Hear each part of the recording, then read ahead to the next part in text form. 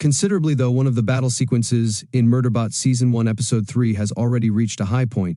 The scenario from the novel is considerably better.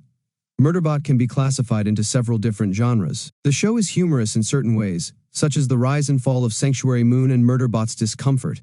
Murderbot is a high-concept science fiction program because of other elements, such as the Malevolent Company. Nevertheless, Murderbot is also an action series, and Episode 3 demonstrated that it is capable of thrilling viewers with a strong combat sequence. There is a lot of action in Martha Wells's The Murderbot Diaries, the book that served as the inspiration for Murderbot.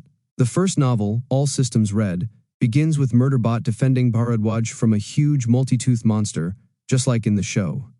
From there, the action only gets more graphic and violent. The ferocity and coolness of All Systems Red's second main combat, which was introduced in Murderbot Episode 3, did not let anyone down. Even if that battle in Murderbot was fantastic, All Systems Red's rendition is strangely superior. After investigating the habitat of Deltfall Survey and discovering that the SecUnits there had been compromised, Murderbot engaged in combat with it in the third episode of Murderbot's first season. The highlight of Murderbot Season 1 thus far was undoubtedly the battle with the compromised SecUnit.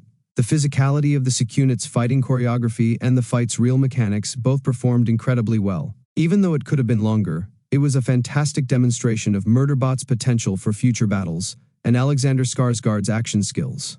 However, Murderbot's use of predictive technology is by far its most astounding aspect. An already fantastic combat scenario was made even more unforgettable by Murderbot's ability to predict the other SecUnit's every move, which reminded me in the best conceivable way of Guy Ritchie's Sherlock Holmes. It was to watch the SecUnit's hologram perform a full battle just before Murderbot flawlessly retaliated against every action. It was a truly high point of the first 3 episodes of Murderbot, and it gives me optimism for the show's future. I still wish we could have seen Murderbot throw itself face first into. Even though the combat scene in Murderbot Episode 3 was fantastic, it wasn't as amazing as the one in Martha Wells's novels.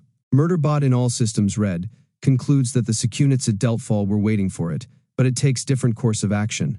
Murderbot sneaks around, ambushes 2 of them from behind, and flings itself directly into a hail of energy bolts while returning fire. The way Murderbot assesses the situation and engages other SecUnits by entering the battle and determining whose parts give out first is something truly unique that the show simply fails to portray. In addition, Dr. Mensah played a far more part in Murderbot's battle in the books than she did in the television series. Mensah quietly caught up on Murderbot's cues and ordered it to go back to the hopper once it discovered that the other SecUnits had set up a body and created a trap for it. Although she is totally unaware in the Murderbot show, Mensah exploited her acute situational awareness to provide Murderbot with the ideal pretext for its ambush in the books. Mensah has nothing to do with Murderbot's conflict, although her quick thinking could have improved the situation. I sincerely hope that All Systems Red's rendition of the Murderbot battle was able to be seen.